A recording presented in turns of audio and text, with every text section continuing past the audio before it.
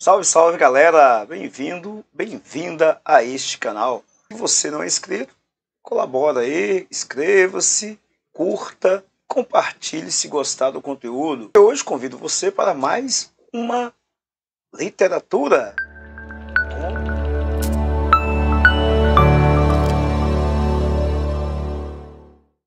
O Espelho.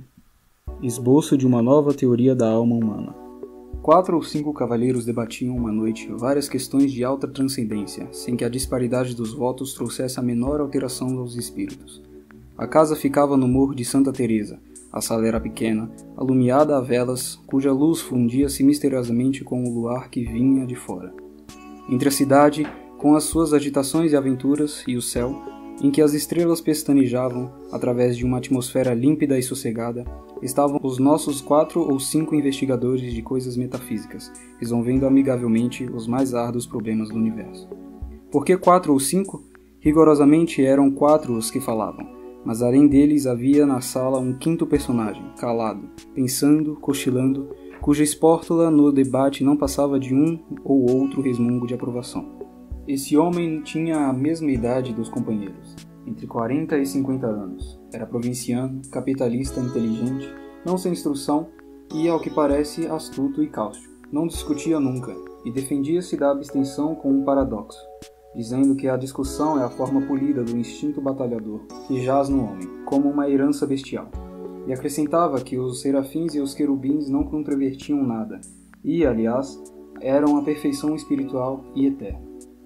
Como desse esta mesma resposta naquela noite, contestou-lhe a um dos presentes e desafiou-o a demonstrar o que dizia, se era capaz. Jacobina, assim se chamava ele, refletiu um instante e respondeu: "Pensando bem, talvez o senhor tenha razão.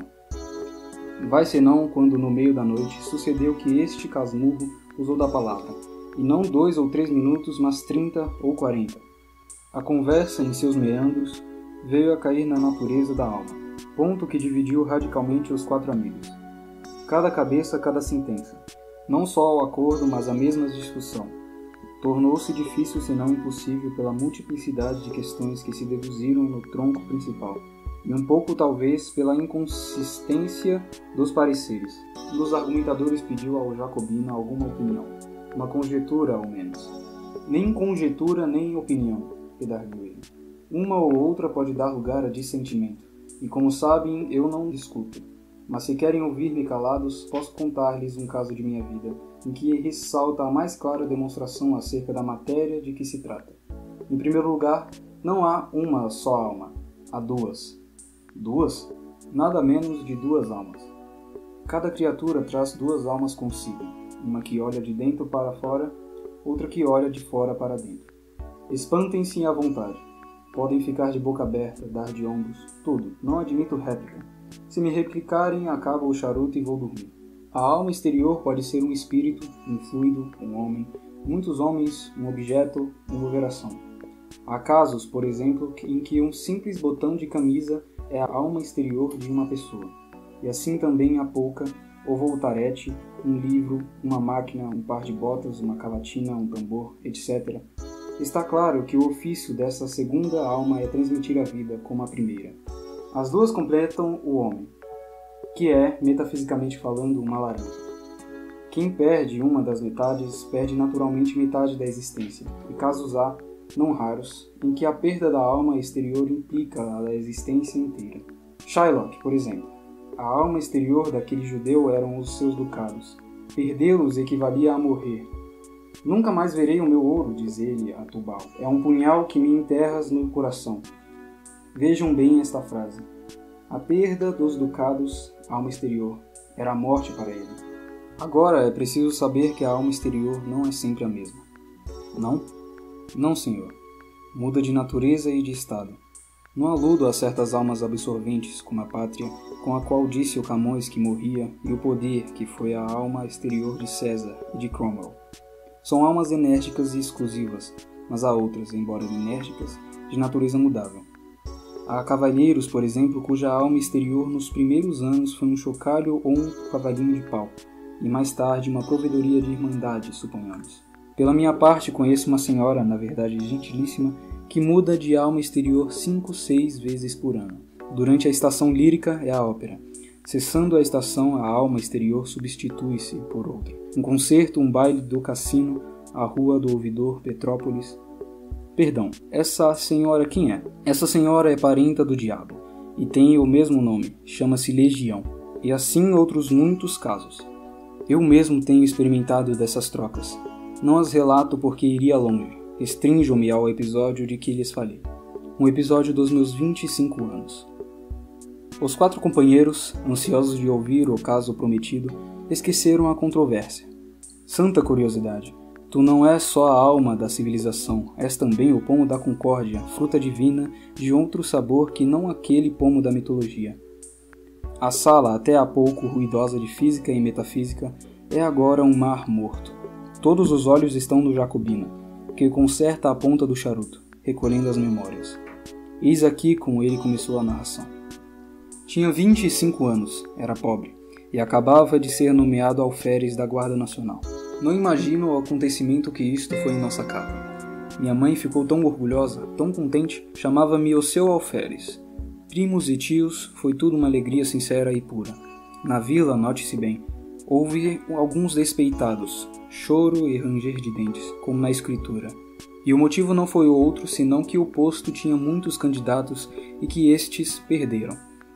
Suponho também que uma parte do desgosto foi inteiramente gratuita. Nasceu da simples distinção. Lembra-me de alguns rapazes que se davam comigo e passaram a olhar-me de revés durante algum tempo. Em compensação, tive muitas pessoas que ficaram satisfeitas com a nomeação. E a prova é que todo o fardamento me foi dado por amigos. Vai então uma das minhas tias, Dona Marcolina, viúva do capitão Peçanha, que morava a muitas léguas da vila, num sítio escuso e solitário, desejou ver-me e pediu que fosse ter com ela e levasse a farda. Fui acompanhado de um pajem, que daí a dias tornou a vila porque a tia Marcolina apenas me pilhou no sítio. Escreveu a minha mãe dizendo que não me soltava antes de um mês, pelo menos. E abraçava-me. Chamava-me também o seu alferes. Achava-me um rapagão bonito.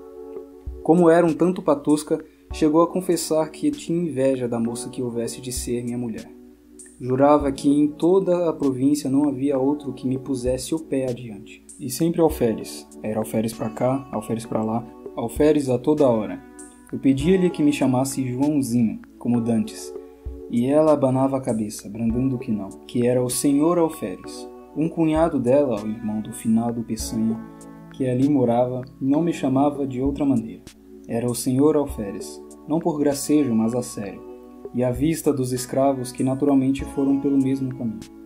Na mesa tinha eu o melhor lugar, e era o primeiro servido. Não imagino, se lhes disser que o entusiasmo da tia Marcolina chegou ao ponto de mandar pôr no meu quarto um grande espelho, obra rica e magnífica que destoava do resto da casa, cuja mobília era modesta e simples.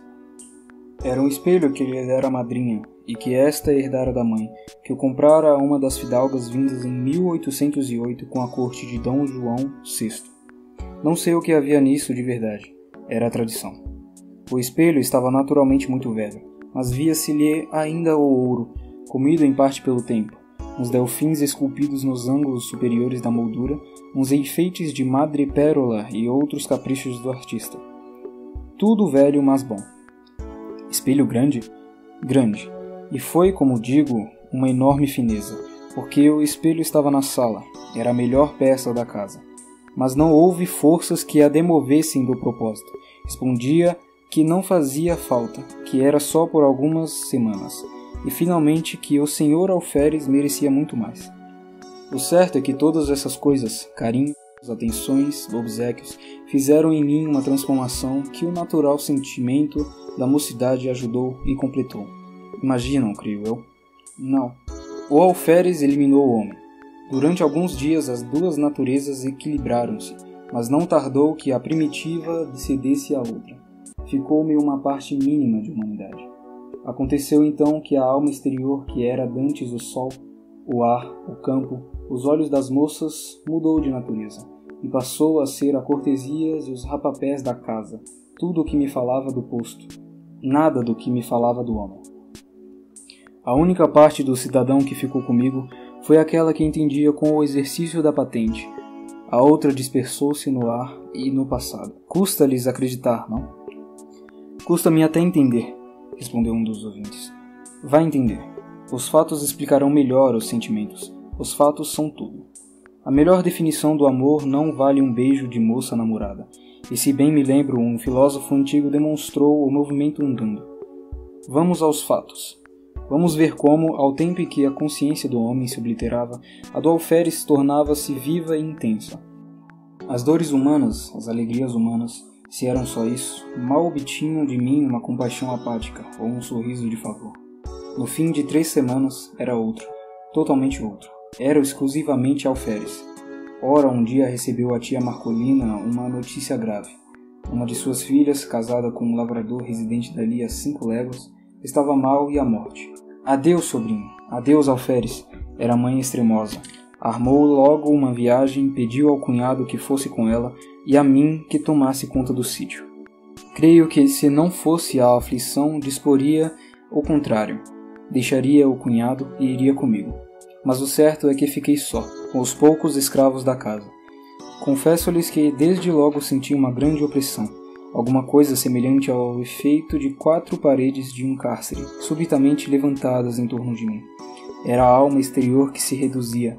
Estava agora limitada a alguns espíritos boçais. O alferes continuava a dominar em mim, embora a vida fosse menos intensa e a consciência mais débil. Os escravos punham uma nota de humildade nas suas cortesias, que de certa maneira compensava a afeição dos parentes e a intimidade doméstica interrompida. Notei mesmo naquela noite que eles redobravam de respeito, de alegria, de protestos. Meu alferes de minuto a minuto. Meu alferes é muito bonito, meu alferes há de ser coronel, meu alferes há de casar com moça bonita, filha de general. Um concerto de louvores e profecias que me deixou estático. Ah, pérfidos! Mal podia eu suspeitar a intenção secreta dos malvados. Matá-lo? Antes assim fosse. Coisa pior. Ouçam-me. Na manhã seguinte achei-me só. Os velhacos, seduzidos por outros, ou de movimento propício, tinham resolvido fugir durante a noite. E assim fizeram. Achei-me só, sem mais ninguém, entre 4 paredes, diante do terceiro deserto e da roça abandonada. Nenhum fôlego humano. Corria a casa toda, a senzala, tudo, nada, ninguém. Um molequinho que fosse. Galos e galinhas tão somente. Um par de mulas que filosofavam a vida, sacudindo as moscas e 3 bois. Os mesmos cães foram levados pelos escravos. Nenhum ente humano. Parece-lhes que isto era melhor do que ter morrido? Era pior. Não por medo. Juro-lhes que não tinha medo. Era um pouco atrevidinho, tanto que não senti nada durante as primeiras horas. Fiquei triste por causa do dano causado à tia Marcolina. Fiquei também um pouco perplexo, não sabendo se devia ir ter com ela para lhe dar a triste notícia ou ficar tomando conta da casa. Adotei o segundo alvitre, para não desamparar a casa e porque se minha prima enferma estava mal, eu ia somente aumentar a dor da mãe, sem remédio nenhum. Finalmente esperei que o irmão do tio Peçanha voltasse naquele dia ou no outro, visto que tinha saído havia 36 horas. Mas a manhã passou sem vestígio dele, e à tarde comecei a sentir uma sensação como de pessoa que houvesse perdido toda a ação nervosa e não tivesse consciência da ação muscular. O irmão do tio Peçanha não voltou nesse dia, nem no outro, nem em toda aquela semana. Minha solidão tomou proporções enormes. Nunca os dias foram mais compridos. Nunca o sol abrasou a terra com uma obstinação mais cansativa. As horas batiam de século a século no velho relógio da sala, cuja pêndula tic-tac, tic-tac, feria-me a alma interior, com um piparote contínuo da eternidade. Quando, muitos anos depois, lia uma poesia americana, creio que de Longfellow, e topei com este famoso estribilho, Never forever, forever never. Confesso-lhes que tive um calafrio, recordei-me daqueles dias medonhos. Era justamente assim que fazia o relógio da tia Marcolina. Never forever, forever never. Não eram golpes de pêndula, nem um diálogo do abismo, um cochicho do nada. Então de noite, não que a noite fosse mais silenciosa, o silêncio era o mesmo que de dia, mas a noite era a sombra. Era a solidão ainda mais estreita ou mais larga. Tic-tac. Ninguém nas salas, na varanda, nos corredores, no terreiro, ninguém em parte nenhuma. Riem-se, sim, parece que tinha um pouco de medo. Fora bom se eu pudesse ter medo, viveria, mas o característico daquela situação é que eu nem sequer podia ter medo, isto é, o medo vulgarmente entendido. Tinha uma sensação inexplicável, era como um defunto andando, um sonâmbulo, um boneco mecânico, dormindo era outra coisa. O sono dava-me alívio, não pela razão comum de ser irmão da morte, mas por outra. Acho que posso explicar assim este fenômeno. O sono, eliminando a necessidade de uma alma exterior, deixava atuar a alma interior. Nos sonhos fardava-me orgulhosamente no meio da família e dos amigos que me elogiavam o garbo, que me chamavam alferes.